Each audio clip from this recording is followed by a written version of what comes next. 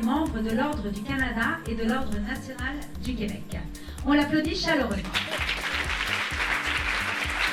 La raison pour laquelle j'ai pensé que ce serait excellent de te recevoir ici aujourd'hui, c'est parce que tu es vraiment ce qu'on appelle en anglais une trailblazer. Tu es vraiment une pionnière. Tu es parmi les premières femmes au Québec à avoir réussi à percer ce fameux plafond de verre.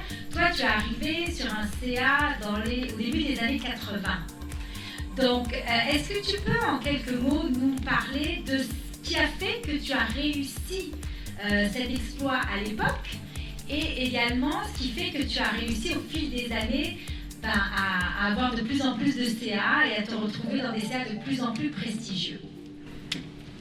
Merci beaucoup, Caroline, de cet accueil fabuleux et de cette présentation où j'essayais de reconnaître qui était cette personne. Tu en as mis beaucoup. Alors, je suis ravie d'être ici présente et puis merci de votre participation à cet événement. J'applaudis Caroline qui a eu l'audace de partir cette organisation et qui a encore beaucoup de travail à faire pour arriver à l'équité, la parité au sein des conseils d'administration. Pour revenir à sa question, j'ai joint mon premier conseil d'administration en 1984. C'était Canadair, une société de la couronne avant qu'elle ne soit acquise par Bombardier. Et ce qui m'y a amené, ça a été finalement la volonté du gouvernement de l'époque d'avoir des femmes au sein des conseils d'administration des agences gouvernementales du Canada. Il y avait un effort considérable qui avait été fait pour identifier les femmes leaders à travers le pays.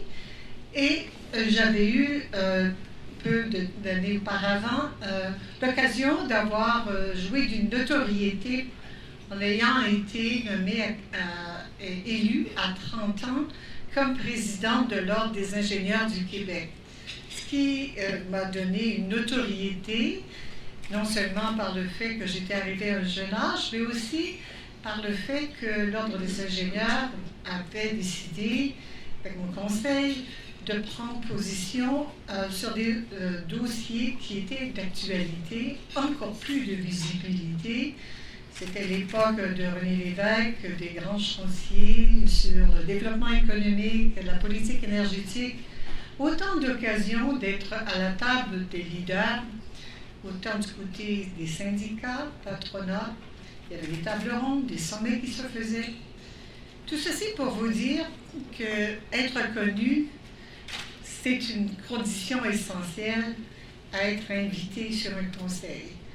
Alors, il y a différentes façons d'être connu. On peut être connu par le leadership qu'on exerce de par sa compétence, étant une sommité dans son domaine, ayant une notoriété par les compétences et l'expérience acquises, exemple, dans la gestion des risques.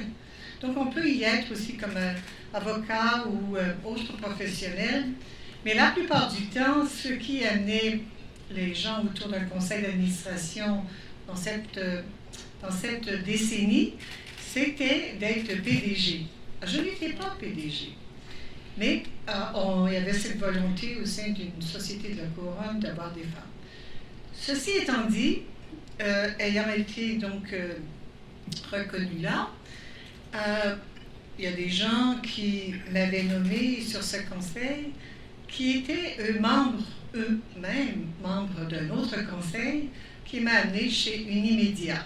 Unimédia, une société de publication à l'époque, qui était propriétaire des Desmarais, mais pas les Desmarais qu'on connaît, mais une autre branche de la famille qui était des cousins. Alors, toujours est-il que je me suis retrouvée là avec d'autres personnes qui siégeaient sur d'autres conseils d'administration. Alors, vous voyez un petit peu de fil en aiguille où ça mène. C'est qui, non seulement on est connu, mais qui nous connaît et qui on connaît. Alors, c'est ainsi que j'ai cheminé d'un conseil à un autre, étant donné qu'il y avait très peu de femmes qui avaient cette expérience initiale à l'époque. Ben, c'est sûr que les quelques-unes qui étaient, donc Guylaine Saucier, si vous vous rappelez, pour celles qui sont un petit peu plus vieilles, on était très sollicités pour des conseils, on devait même en refuser. Ça a beaucoup changé depuis. Merci beaucoup, Micheline. Alors, effectivement, donc ton parcours s'est fait grâce au réseautage, s'est fait grâce à tes compétences, s'est fait grâce à ton bagage technique. Des femmes présidentes de l'Ordre des ingénieurs ou même membres de l'Ordre des ingénieurs, il n'y en a pas beaucoup. Tu as été la première. Est-ce qu'il y a eu d'autres femmes qui ont présidé l'Ordre des ingénieurs par la suite? Oui. Il y en a eu une précédente, il faut dire. Mais... Ah, avant? Oui, il y en a eu une avant, mais elle était beaucoup plus discrète, pas distraite. Alors, c'est moi qui est distraite en ce moment. Là. Alors, ceci étant dit, il y en a eu par la suite, mais ça a pris longtemps. Ça a été Maude Cohen qui est venue peut-être 20 ans plus tard, donc ça a été très long. Maintenant, c'est sûr qu'il faut, non pas seulement être reconnu, mais il faut aussi être compétente. Mais je dirais, je reviens encore sur le thème, visiblement compétente. On a la tendance, nous les femmes, de dire je vais exceller dans mon domaine, je vais me concentrer à être la meilleure. Mais pour avancer en carrière, comme sur les conseils d'administration, on n'y arrive pas seul. Il nous faut des alliés, il nous faut des promoteurs, il nous faut des gens qui croient en nous. Et il faut, au départ, croire en soi. Alors, ce qui fait que j'ai appris que le réseautage était essentiel. J'ai appris que si on n'arrivait pas à voir ce que j'étais capable de faire, on n'allait pas me découvrir, même si on me connaissait. Donc, il fallait,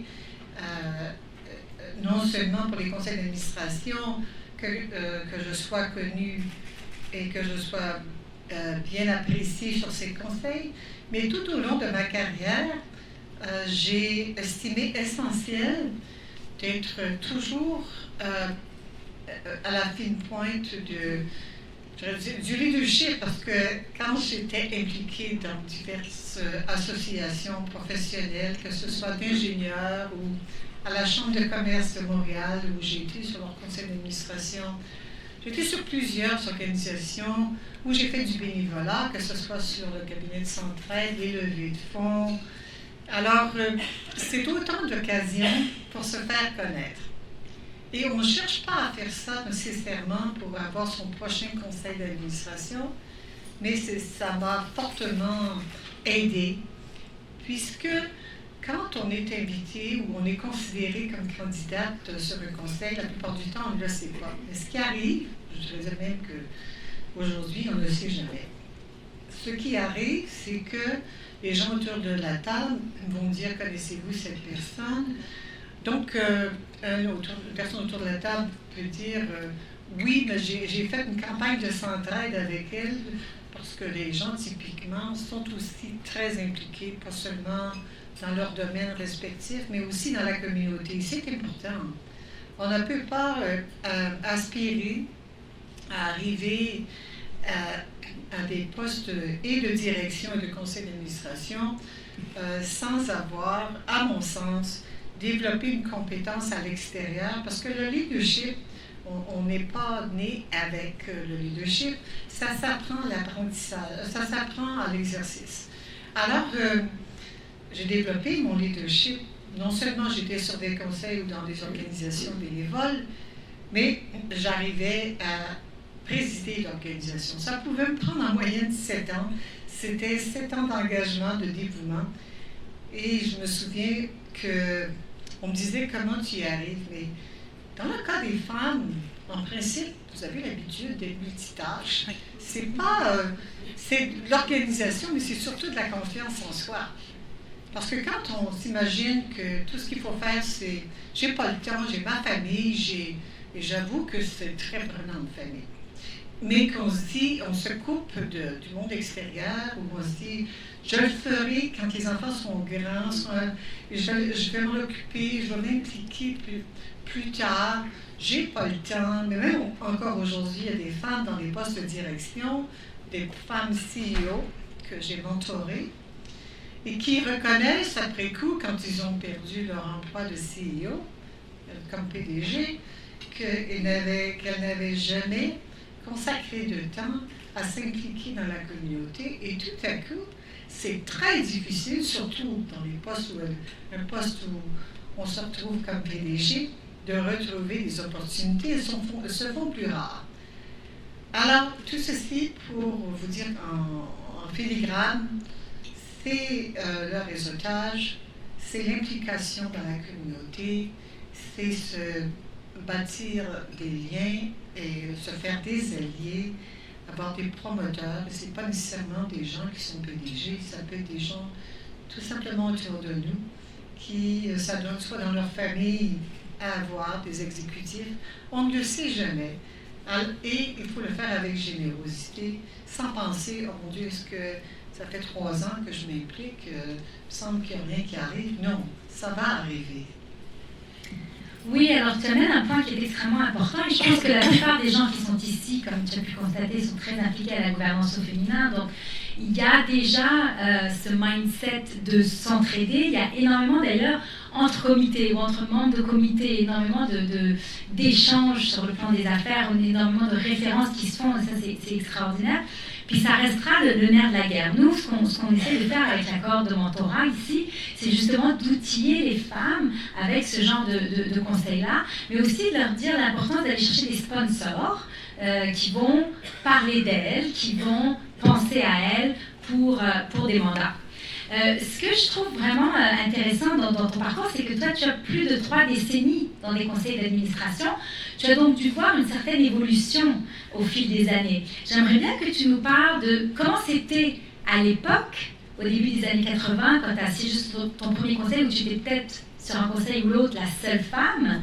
Comment c'est donc d'arriver, de s'imposer et de réussir à se démarquer et se faire accepter, d'une part. D'autre part, si tu pouvais nous dire, qu'est-ce que tu as constaté au fil des années? Est-ce qu'il y a eu de plus en plus de femmes qui se sont ajoutées? Est-ce qu'il y a eu un changement au niveau de la dynamique du conseil alors que les femmes...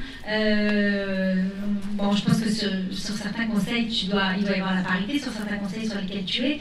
Quelle différence vois-tu quand les femmes sont là, s'il te plaît? Une excellente question. J'ai été très et trop longtemps seule comme femme sur un conseil d'administration. Ce n'est pas simple parce que on se sent observé, on se sent jugé et ça prend une bonne dose de tact et de diplomatie. L'idée, c'est de composer avec ses collègues, de s'en faire des alliés en dehors des réunions et non pas arriver puis évoquer des positions contraires qui surprenaient le PDG et les collègues administrateurs. J'ai appris à faire ça parce que, et même encore aujourd'hui, c'est important.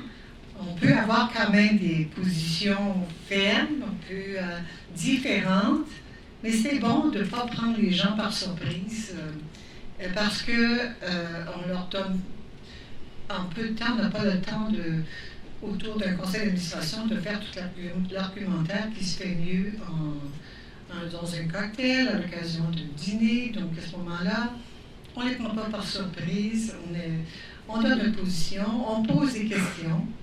Et je pense que c'est quand même très important. Ça montre qu'on a bien préparé nos dossiers, qu'on les comprend. Le piège auquel il faut faire attention comme femme, qui sommes très fréquemment, et je vous dirais, je me mets là-dedans, parfois centré sur les détails, donc pour s'assurer que tout est bien ficelé, que j'ai bien tout compris. Alors, il faut quand même éviter de rentrer dans la micro-gestion, de se substituer au PDG ou au VP.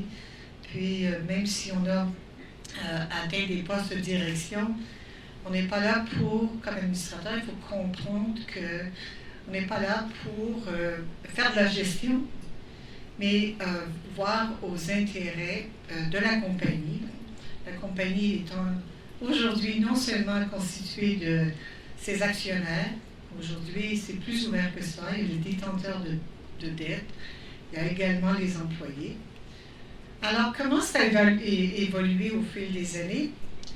Alors, on a vu la présence de plus de femmes quand j'ai joint le conseil de Sears Canada.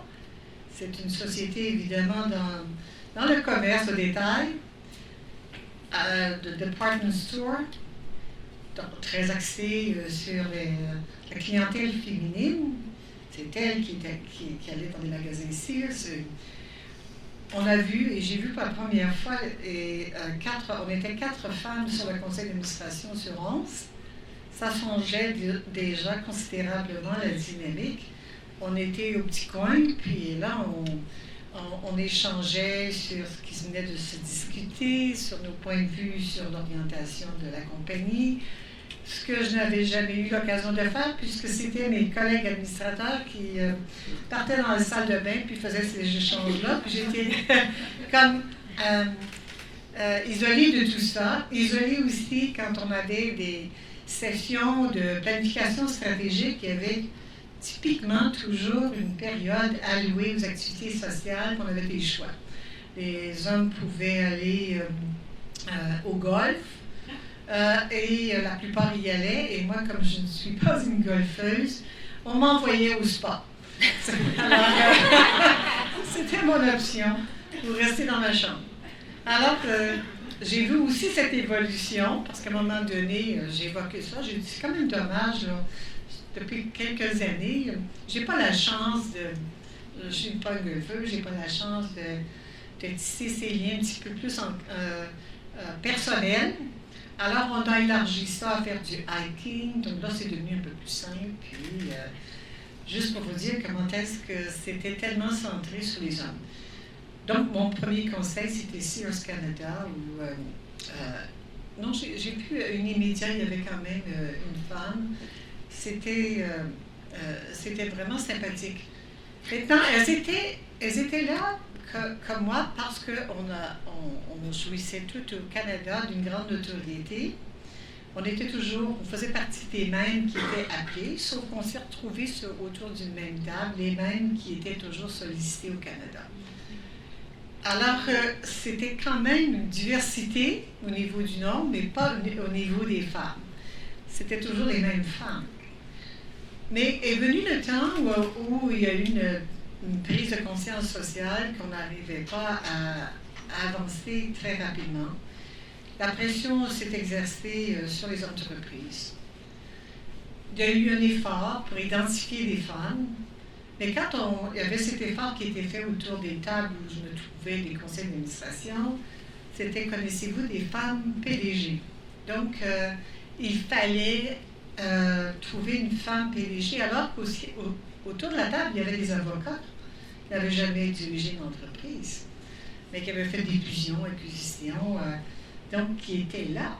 Il y avait des professionnels qui étaient là, mais qui n'avaient pas cette expérience qu'on recherchait et qu'on exigeait chez une femme. Donc les premières qui sont arrivées étaient PDG. Donc il fallait que... Alors, c'est encore beaucoup la norme, on cherche les présidentes d'organisations. Mais en même temps, j'ai vu, quand j'ai quitté le Conseil de gaz métropolitain pour aller aux États-Unis, que j'ai pu y faire nommer une collègue qui aujourd'hui, en cette année 2017, va être honorée par l'Institut des administrateurs du Canada comme fellows. Parce qu'elle est passée, elle m'a succédé, je l'ai fait connaître, elle n'était pas PDG, mais ça prend beaucoup de conviction. Alors, ils l'ont adoptée, puis elle a fait une carrière au Conseil de Jean Coutu, une carrière exceptionnelle comme administratrice de société. Il faut vraiment que celle qui quitte un conseil, comme j'ai eu à le faire, il faut s'assurer d'être remplacé par d'autres femmes pour la diversité. Maintenant, au niveau de la dynamique, je dirais qu'aujourd'hui, bien qu'on a le Ontario Security Commission qui est arrivé avec la politique Comply or Explain, donc sans être des quotas, les sociétés doivent se donner des objectifs, doivent expliquer pourquoi elles n'en ont pas d'objectifs, dans certains cas, et lorsqu'elles en ont, comment elles réussissent au fil des ans, telles qu'elles en avaient parlé. Mais au bout du compte, c'est toujours, même si on embauche, on utilise des firmes de recrutement, les firmes de recrutement vont prendre les noms que les membres du conseil d'administration lui donnent, vont rajouter d'autres noms, mais à la fin du compte, ça va être quelqu'un qui est connu par un des membres. Donc, le Old Boys Network continue de fonctionner. Il y a un processus qui est plus aux yeux de la gouvernance, apparaît transparent, apparaît rigoureux, mais le niveau, le facteur confort, est-ce qu'on est confortable avec cette personne-là, est-ce qu'elle va fitter avec le reste en termes de personnalité, reste quand même important. Alors, cette dame dont tu parlais, est-ce que c'est Nicole Forget? Oui. Oui, une femme assez exceptionnelle, effectivement, elle était à notre gala, puisque Jean Coutu était honoré au dernier gala de la gouvernance au féminin. Alors oui, le problème dont tu parles avec cette exigence d'avoir des femmes PDG, il est d'autant plus grand qu'il n'y a que 5% de femmes PDG au Canada. Donc déjà, on se retrouve avec un tout petit bassin. Et ça m'amènera à la prochaine question que je vais te poser dans un instant, mais je voulais revenir sur le fameux se conformer ou s'expliquer. L'autorité des marchés financiers a mis ça en place, ça fait presque 3 ans. Les résultats partagés au bout de 2 ans étaient quand même assez tièdes. Maintenant, ils ont fait un projet de loi, le projet de loi C-25 au fédéral, qui reprend essentiellement les mêmes éléments. Pas certaine que ça puisse avoir un impact énorme, surtout si on se compare avec les pays européens qui ont des quotas et qui ont atteint des résultats assez extraordinaires, comme la France qui frôle les 40% grâce à la loi Copé-Zimmermann. Ce que je voulais te demander, c'est par rapport avec, justement, on parlait de gouvernance, on parlait du fait qu'on se retrouve avec les mêmes femmes de conseil en conseil, parce que ce sont les femmes avec lesquelles on se sent à l'aise, on se dit ok, on sait qu'elles ont fait leur preuve ailleurs. On dirait que pour les femmes, on donne un petit peu moins de chance. Tout de suite, on parle si on parle de quotas, on se dit mais est-ce qu'elles vont être compétentes? On se pose tout de suite la question, alors que ce n'est pas une question qu'on se soit posée quand il s'agit de recruter un homme. D'après toi, avec tous les changements qu'il y a pu y avoir en termes de gouvernance avec les règlements SOX et autres au moment de Enron, est-ce qu'on peut avoir de multiples conseils d'administration à son effectif si on est une femme PDG? Jusqu'à quel point on peut avoir le temps en plus de siéger sur plusieurs conseils, d'une part. D'autre part, des femmes qui sont administratrices de société, on en connaît plusieurs. D'après toi, jusqu'à combien de conseils on peut avoir en simultané et continuer à faire un bon travail sur plusieurs CA? On parle de CA, évidemment, d'envergure, on ne compte pas les CA d'OBNL là-dedans. Alors, je dirais que pour PDG, ça tient pour les femmes et comme pour les hommes. Et la plupart du temps, dans les grandes sociétés qui ont c'est spécifié dans leur règlement interne que leur PDG ne peut pas prendre plus qu'un conseil d'administration. Effectivement, c'est un administrateur actif qui dirige une société. Et c'est bien que ce soit ainsi, parce que c'est très exigeant aujourd'hui avec toute la réglementation et les obligations qui viennent avec la régie des entreprises. C'est excessivement exigeant à plusieurs égards. On prend un temps considérable à se préparer à ces conseils d'administration. On lit des milliers de pages et puis c'est pas des romans, là. C'est des crans minuscules, puis il faut passer à travers les rapports, il faut se faire une idée, il faut comprendre l'industrie. Alors, c'est entendu qu'un PDG qui doit diriger les opérations de son entreprise n'a pas la capacité d'apprendre plus qu'un conseil. Je dirais qu'aujourd'hui, les administrateurs ne peuvent pas prendre tellement plus que 3 conseils. ces leçons, on fait ça à temps plein. Je dis à temps plein. Actuellement, on est des dirigeants retraités, des leaders retraités pour pouvoir le faire comme moi je l'ai fait, 3. Je l'ai déjà fait dans le passé à 4. J'y arrivais. Mais c'était les règles de gouvernance n'étaient pas aussi serrées, les règles de divulgation, donc la responsabilité par rapport aujourd'hui à des nouveaux enjeux comme les risques financiers, les risques réputationnels, tout ce qui concerne l'environnement, le sustainability. Donc, ce sont des nouveaux éléments qui sont apparus, qui ont rendu notre tâche beaucoup plus lourde. Alors, 3 au maximum pour les administrateurs qui sont impliqués sur des grandes corporations. Non seulement on est sur le conseil d'administration, mais on siège habituellement à 2 autres comités. Donc, c'est comme ça que ça cumule. Puis, au mois de mars, j'ai eu 2 conseils d'administration, TELUS et PSP, dans la même semaine, avec leur comité auquel je siégeais. Je me suis retrouvée avec 6 comités conseils, 6 grands pans de documentation à lire sur différents sujets.